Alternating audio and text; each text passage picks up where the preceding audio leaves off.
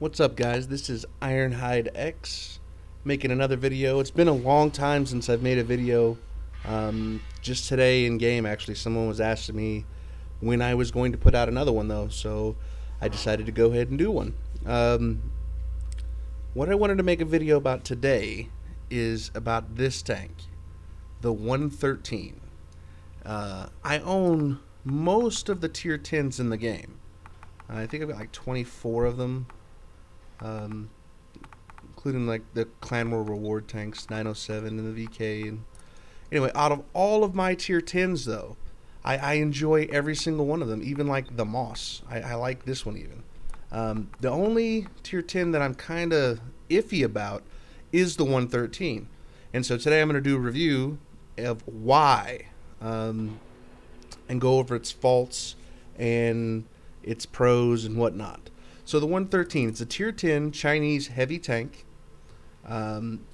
It's somewhat fast. I mean, for a heavy tank, it is fast, I guess.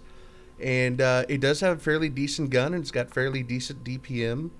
The penetration on it is a little low, I think, for tier 10. It's only 240. And that kind of is not cool. Well, I think it's, wait, let's see here. It's 249, my bad.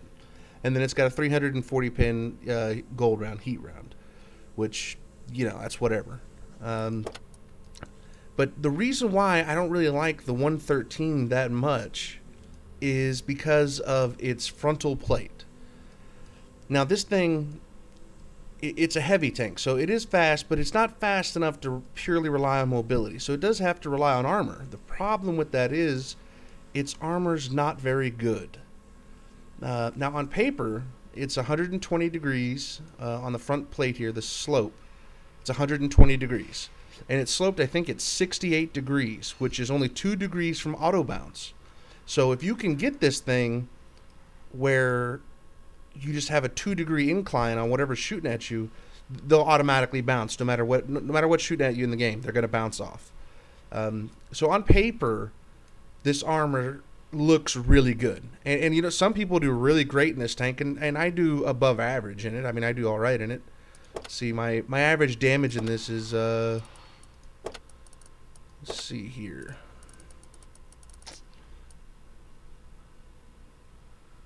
If I can find the Chinese, here we are. Alright, so I've got 236 game in it, and I have 2,529 average damage per game. So, not all that great, not horrible either, though. So anyway, the armor is the main complaint I have with this tank. If this and the lack of depression. Now, this front slope here, if I had a gun with depression on it, I wouldn't have a problem. Everything would be a-okay. But the gun has only got like 3 degrees depression. So getting in that spot where you have a slight incline so you can auto bounce on this top here is extremely difficult to do. And like myself, I play very aggressively in almost any tank that I'm in. I don't like to sit behind a bush and camp. I like to attack. And the problem with this is this thing, while on paper it has great armor, and at long range the armor could be decent too if they can just, you know, skip off here. The problem is when it faces tanks like the E100 or even just like an E5 or a 57, when they get close to you, when they get within, you know, 100 meters or less, they can start shooting down onto this upper plate, which completely negates that slope. So anytime a tank gets close to you and starts shooting down, they're just going to pin you every shot. And then another issue I have is that when you do get pinned through the front, which is often as heck, you get set on fire. You get ammo racked. You get all these things going on that is just unacceptable. And I'll show you some games. I mean, the tank's not completely hopeless, but it's just not my favorite tier 10. As a matter of fact, it's my least favorite tier 10. But it does have some pluses. One, it is really mobile. Two, it's got a pretty good gun. I think mine reloads at, 9.4 seconds. And with 440 damage a shot, that's pretty good. You can do a lot of damage if you can survive long enough. And then another issue I have with the armor of this tank is that if you look at the front of the turret, now it says it has 240 millimeters of turret armor, which that seems good, right? I mean, the 62A here which also has 240 millimeters of armor. This thing is godlike on its turret armor. I abuse the heck out of this thing with this turret armor and just wreck stuff. This one, however, if you get shot in here, in this area where this big slit is, that it's really not too much of a slope. Or if you get shot right here.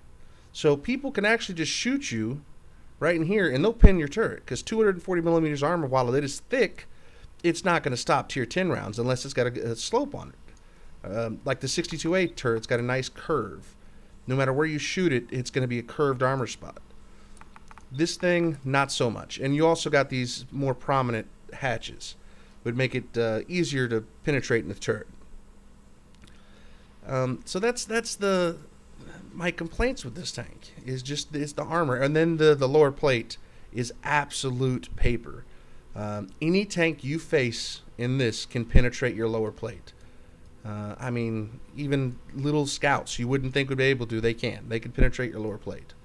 Now that's not too uncommon with a lot of tanks, though. A lot of tanks have weak lower plates, but the IS-7 has a weak lower plate, but they're nothing like this one. This one, I mean, literally anything will penetrate your lower plate.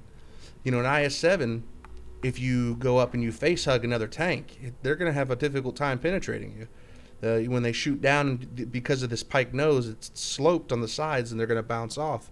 And if they get real close and they shoot your lower plate, well, then the angle's too great and it'll still bounce off. Well, with the 113, if they can shoot your lower plate, they're going to go through. And if they get close enough, they can just shoot your upper plate, and it'll go through as well. Because then it becomes just 120 millimeters with not a very good slope because they're shooting down into it. With that said, you still can do well with this tank. It just can be frustrating at times. So I'm going to go through a few replays here, and we'll see. I'll show you what I mean. Real quick, before we go to the replays, I just wanted to load this up and show the actual armor of this tank, of the 113. So, and I was talking about these weak spots here on the turret and whatnot. I'm not actually talking about these slits. It's actually the armor behind it. These are actually not modeled into the armor model. It's just this area is flat enough that it is a weak spot. So here's the actual collision model. When you shoot a tank, this is what the shell sees. It doesn't actually see that. It sees this. So this is the actual collision model. And so when you shoot at this tank, this is what matters. Now, like I said, this upper plate, 120 millimeters, good slope, but again, when they get close, it's a problem. I just want to go with this lower plate is only 100 millimeters thick, and the slope on this lower one is actually not that good.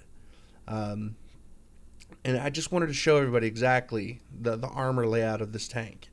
As you can see on the turret, this is how the collision model's modeled. There is no thing, but these areas here are flat enough that stuff can get through it. If something shoots your gun mantle, you're good, though. It's got a high enough slope that it should just bounce off. So that's really not the issue. It's just this plate. And another thing I wanted to go over was this thing has 90 millimeters of side armor, which is enough that as long as you auto bounce, will auto bounce any round. There won't be any overmatching. So you can side scrape in this tank. I didn't say that. It can be a little difficult because of the way this is angled here. You have to be careful pulling out. But this tank can side scrape. It's got this spaced armor slit here that people hit a lot, and then of course your tracks that are 20 millimeters thick. So in reality, your front armor, your side armor, is 110 millimeters. Almost anywhere they hit on your side. So you can side scrape in this tank, and I'll even show you. I bounced 2.68 rounds while it's side scraping in this. The only real vulnerability is this lower part here, which I think is 50. But I mean, that is really small, and it's not too big of an issue. So anyways, let's go to the replays. All right, so here's our first replay in the 113. I'm on Mountain Pass. It's a battle tier 10.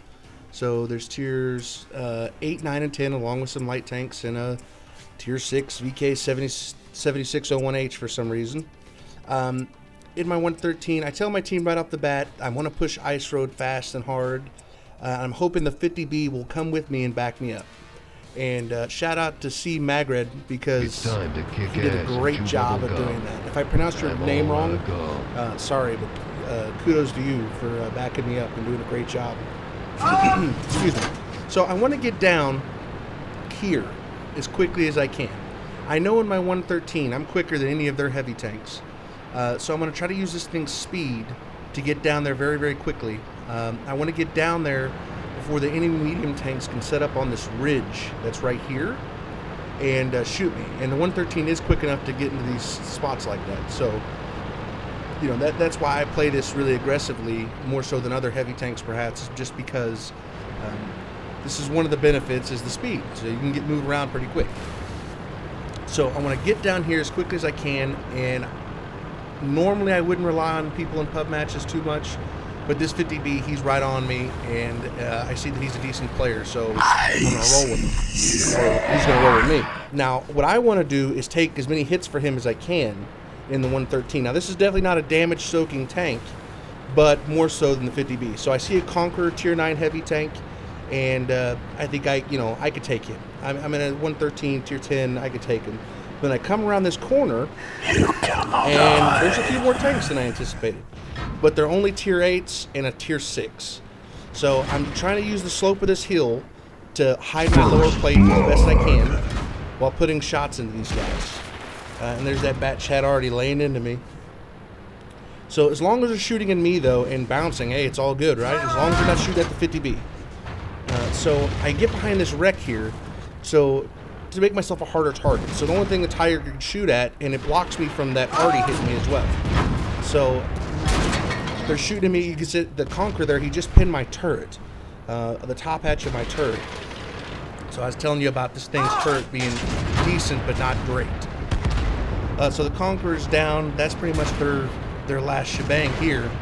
We're pretty much ripping through them. Now the IS-7 shows up, and these guys are toast. And we pretty much just broke their team here. They're gonna, the other forces on the other side of the map, they have to come back and stop us. And if they do, our team will advance. I mean, this really broke the enemy team's back here. Now, this T-54E1, he's up on this hill, and again, one of the big downsides of the 113 is its depression. So he can shoot me as I come up, and I can't return fire until I get to the top of the hill. And that's one of the things that kind of drives me nuts about this tank. It's not too bad, but it can be annoying. Now, if you look, the E1, the T-54E1 doesn't have very good penetration with the top gun, and it's got even worse penetration with the small gun. And he has the small gun, and you can see there, he was still going through my lower plate. Every shot that hit my lower plate went through. So I mean, that is a huge weak spot. Now, the upper plate, I was coming up, there's no way he could pin my upper plate. It really takes, Tier 9 or 10 with good depression to get through there, unless they get really close. Like, if he had face-hugged me, he would have been able still to punch through my lower plate. This is pretty much the end of the match. How this one ends is the Artie's up there. I end up killing him. I end up with, 3,600 damage or something. So not a bad game. Just a typical 113, game. So, again, kudos to C. Magrid, and let's go to the next one. Alright, so here we are on Lakeville, Battle Tier 11, so there's mostly Tier 10s, and there's 3 Artie per side. And if you have a purple name, Artie loves to click on you. I mean, it drives me crazy. So anyway, in my 113 with 3 Artie, there's no way I'm going to go Valley. I probably wouldn't go Valley in this almost under any circumstance. Because you need depression, and this has none. So I just want to get over to the city. I'm obviously going to be city fighting. Provides me Artie cover, and I'm in a heavy tank, and that's where you should go, in a heavy tank. Whenever you're on Lakeville, guys, turn your turrets to that middle area when you're crossing here, because a lot of times you get shot at, and a lot of times that turret can bounce a shot for you, and it costs you nothing. And also try to stay as far south here as you can when you cross this open area. That way, don't make it easy for them, right? So I see the 62A there, And yeah, I'm going to stop and take a couple pot shots at him. Another quick thing, this area here, a lot of tanks stop here to shoot. Do not sit in those bushes. Artie likes to blind fire those bushes right there to hit tank. That's why I'm farther back from those bushes. Not for camo, because he wouldn't be able to detect me anyways, but just because of artillery. So just be aware of that. So the 62A dies. I know they got a T-49 there, but I'm not going to sit here and wait for him. Again, I like to play this thing aggressively. Use this thing's speed and really get in there. That's what I like to do. Again, I'm just going over my thought process of why I do what I do when I drive this tank. Someone probably plays it differently and it works fine for them, whatever. This is just going over my thought process and my review of this tank. So I see the E5's up here already. He spotted nothing, so I'm gonna just keep going, right? I thought, well, maybe I'll go through the middle, but no, I don't have the depression for that, so I'm gonna stay over here. Now, as we're crossing, I get a little surprise from an IS-7 over here, but I know he can't really get a shot on me, so I'm gonna keep going. I don't like to fight at this church area because artillery loves to nail you. So here's a 268 and 140 I just drove into. And you can thank that 140 can thank lag right there for saving him, because I was going to shoot him first. In this situation, I would rather kill the 140 first other than the 268, because the 268 doesn't have a turret and we're in all these little buildings and it's just hard for him to maneuver. So I'd rather kill the 140. Now again, about the side scraping, I was just able to bounce a shot from that 268 off my side armor here. So you can side scrape in this tank. It does work. This poor 140 is having an awful time with aiming. He's bounced, I think, every shot. He's either hit my upper plate and bounced or missed. The guy is definitely having a rough time with aiming. And then I bounce off of 140's front plate.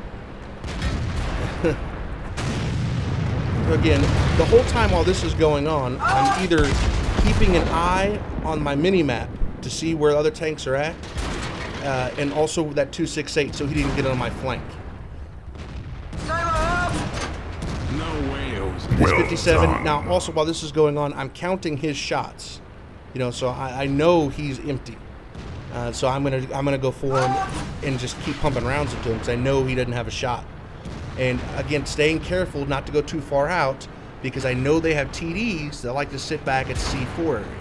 So I'm either going to put him between me and them, or I'm going to use this building, but I don't want to go too far. See, I stopped there just because of that 704 that just bounced off my front. So here's a 704. Can I get a shot into him? I don't know if it hits or not. Okay, so we took the town. The town's ours. Now all they have left, though, is a Batchat who's in the valley and a TDs and artillery. So, oh crap, you know, this open zone here, it can be really dangerous. So I tell my medium tanks, you know, let me go first.